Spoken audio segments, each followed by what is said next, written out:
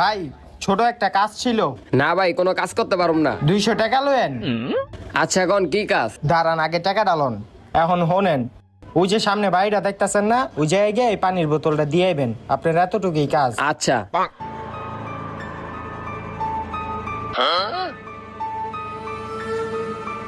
Loan ধরেন।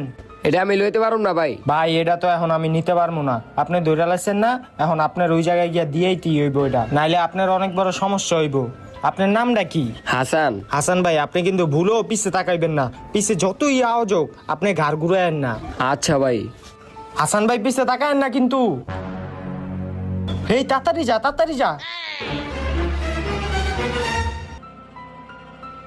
হাসান, হাসান, পিছে তাকা হাসান, আমারে তোর লগে লিয়া যা হাসান। হাসান, হাসান পিছে